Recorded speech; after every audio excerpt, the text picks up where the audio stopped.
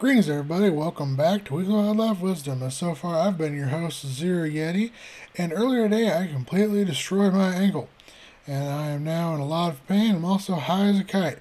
So I don't know how well this is going to go, but without further ado, let's get into it. With the first animal of the week being the house finch. Hibbertopterus, or Hibbertopterus mexicanus, is a bird in the finch family Fragilidae, which is originally native to Mexico and the southern United States west of the Rocky Mountains. However, they were introduced to the eastern United States in the 1940s through the pet trade, and this, coupled with climate change due to global warming, has allowed them to become established throughout the majority of Mexico, the continental United States, and southern Canada. They were introduced to both Spain and Hawaii as well, where they are currently considered an invasive species. House finches tend to prefer semi-open woodland, croplands, and urban areas where they travel in small flocks and feed upon grains, seeds, small insects, berries, and other fruits. Reach around 5 to 6 inches or 12.5 to 15 centimeters in length, around 16 to 27 grams in weight, sporting an 8 to 10 inch or 20 to 25 centimeter wingspan. The house finch is a moderately sized finch. Adults have long, square-tipped brown tail and are dull or dull brown color, which are brown or dull brown color across the back, with some shading into the deep gray on the wings and feathers. On the wing feathers, the breast and belly feathers may be streaked, and the flanks usually are streaked. In most cases, adult males' heads, necks, and shoulders are orange or red in color, while females have brown or straw-colored upper parts. House finches are monogamous and form pairs. Their breeding season lasts between March and August. They build nests made of twigs, feathers, leaves, and other debris inside of tree cavities, dense bushes, openings in buildings, or in hanging plants. Here the mother will lay 2 to 6 bluish-green spotted eggs, which she will incubate for 12 to 14 days. Upon hatching, much of the parental care is done by the father, and fledging typically occurs around 19 days, and house finches may raise 2 or more clutches per year, depending on food availability. Under ideal conditions, a house finch will live up to 11 years. Next up is Atta cephalotus. It is a species of leafcutter ant in the tribe Attini, which are the fungus-growing ants. They are widely distributed throughout North, Central, and South America, from as far north as Mexico to as far south as Bolivia. Here they tend to inhabit tropical rainforest, cloud forest, and mixed forest grassland mosaics, depending where they spend the bulk of their time in the understory and on the forest floor. Although leafcutter ants are famous for their cutting and gathering of leaves as well as other plant material like seeds, flowers, fruit, and parts of vines, and they will also occasionally harvest fecal matter and dead invertebrates. They don't actually eat these substances regularly, and instead they use this organic matter to nourish and cultivate expansive fungus farms, which provide the majority of the colony's nutrition. These are colonial insects with a complex division of labor, a single long-lived queen up to 20 years, and millions of sterile workers and soldiers live together in an enormous underground nest which can be up to 100 square meters. Workers carry and cut leaf fragments and cleave mulch and leaves, tend to the symbiotic fungus gardens, and care for the queen and their larvae and pupae, while soldiers defend the nest and may also help with carrying and cutting of the organic material. Newly hatched workers perform tasks inside the nest, some outside, i.e. trail clearing, while older workers mainly active outside of the nest.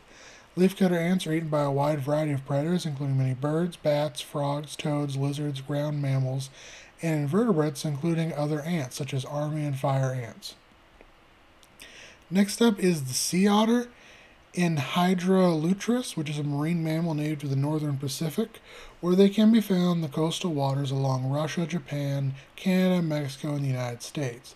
Here they tend to prefer habitats such as sheltered rocky lagoons, kelp forests, and cold barrier reefs. Although each adult and independent juvenile forages alone, sea otters tend to rest together in single-sex groups called rafts, which may be upwards of 1,000 strong. Their diet is comprised of sea urchins, worms, starfish, crabs, lobsters, scallops, clams, mussels, limpets, tritons, abalones, snails, and bottom-dwelling fish. Sea otters are themselves preyed upon by orcas, sea lions, sharks, bald eagles, bears, and coyotes. Female sea otters are smaller, reaching around 3.3 to 4.7 or 1 to 1.4 meters in length, and 30 to 75 pounds or 14 to 33 kilograms in weight, compared to males at 4 to 5 feet in length or 1.2 to 1.5 meters, and 50 to 100 pounds or 22 to 45 kilograms in weight, making them the heaviest members of the mustelid family, but among the smallest marine mammals. Unlike most other marine mammals, the sea otter has no blubber and relies on its exceptionally thick fur to keep warm. With up to 1,500 strands per square centimeter or 970,000 to square inch, its fur is some of the densest of any animal, consisting of long, waterproof guard hairs and short underfur. They have long, broad, webbed hind feet, short, flattened, muscular tail, a very flexible skeleton and front paws that support retractable claws, and tough pads on the palms to help them grip onto slippery prey.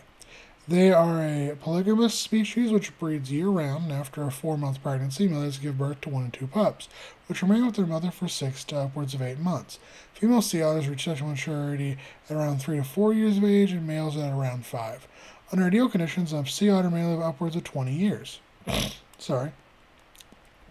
Next up is the California condor, which is a New World vulture and the only surviving member of its genus Gynogypes, which was once native throughout much of North America during the Pleistocene, but steadily declined in both range and number until it ultimately went extinct in the wild in 1987, with only 22 individuals remaining in captivity.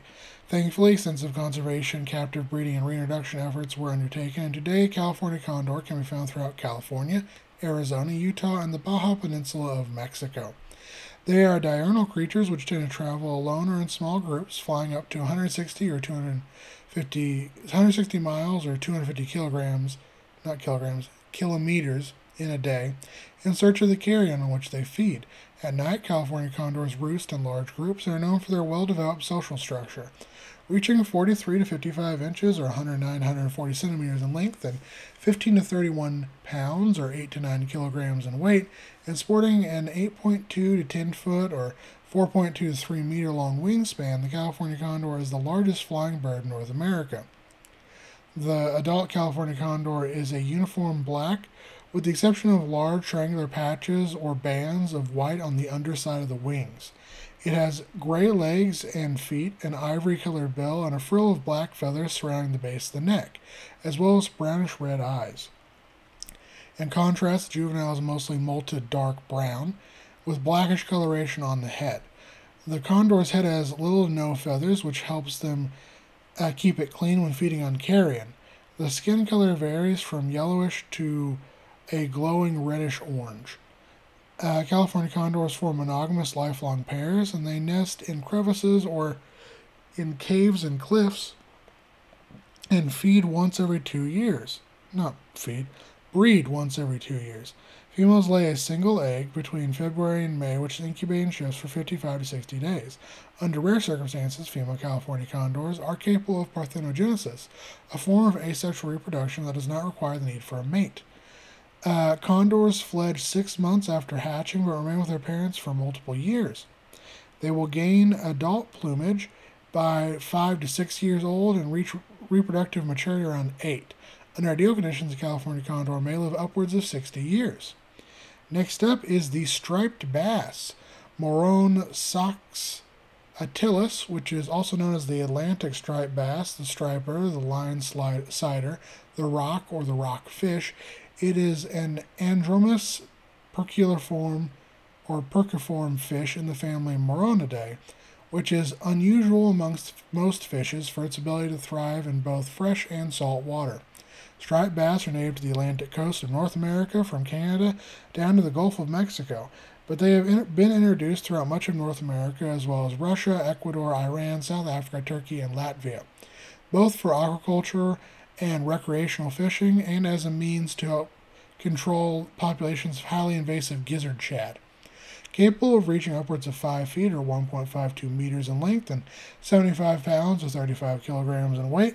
The striped bass is a typical member of the family Moronidae in shape, having a stout but streamlined silvery body marked with 7 to 8 continuous horizontal stripes on each side. These run from their gills to their tails. Adult striped bass feed upon other fish, mollusks, crustaceans, and worms, and as juveniles they feed on insects, smaller fish, and worms, and as larvae, striped bass feed upon plankton. Striped bass are themselves preyed upon by larger fish, turtles, alligators, crocodiles, otters, and seals. As adults, some striped bass spend their entire lives inhabiting lakes, reservoirs, rivers, and or coastal estuaries year-round, while others spend much of the year in the open Atlantic or the Gulf of Mexico and migrate north and south seasonally, ascending into rivers to spawn in the spring. Males reach sexual maturity sooner, around 2 to 4 years, compared to females at 4 to 8 years of age. Under ideal conditions, a striped bass may live upwards of 30 years. Next up is the African bush elephant, Loxodon africana, also known as the African savanna elephant or the African plains elephant. It is one of 2 extant African elephant species and one of 3 extant elephant species, the others being the African forest elephant and the Asian elephant. They are native throughout much of sub-Saharan Africa, being widespread across 37 countries and dwell in an equally diverse range of habitats, including cloud and temperate forests, grasslands, dry woodlands, deserts, scrublands, wetlands, and agricultural land, from sea level to mountain slopes up to 8,200 feet or 2,500 meters. They are extremely social animals which form tight-knit familial herds which can range from 5 to upwards of 30 strong. Which are typically comprised of several adult females, their daughters, and their pre-pubertal sons, led by a matriarch, which is an older female which uses her experience to guide the group.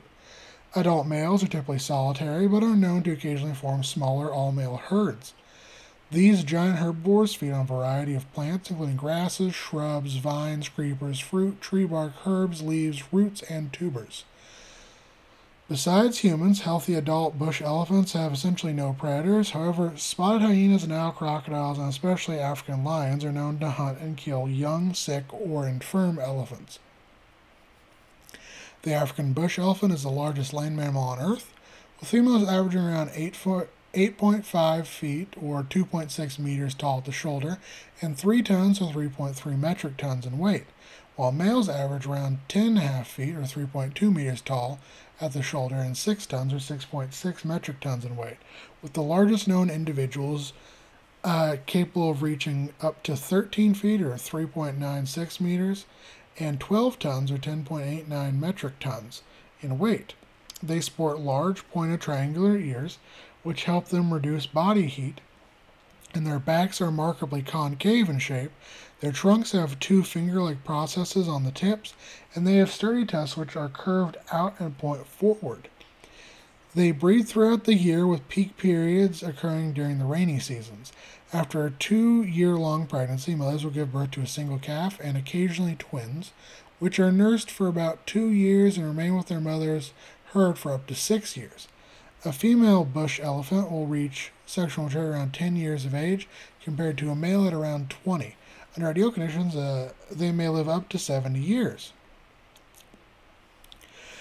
And our extinct animal week is Hibbertopterus, a genus of semi-aquatic eurypterid, which is a group of extinct arthropods, and these lived throughout what is now North America, the British Isles, Southern Africa, and mainland Europe, from the Givdian stage of the Middle Devonian to the Bashkirian stage of the Middle Carboniferous, roughly 387 to 323 million years ago. There is a train, I am sorry.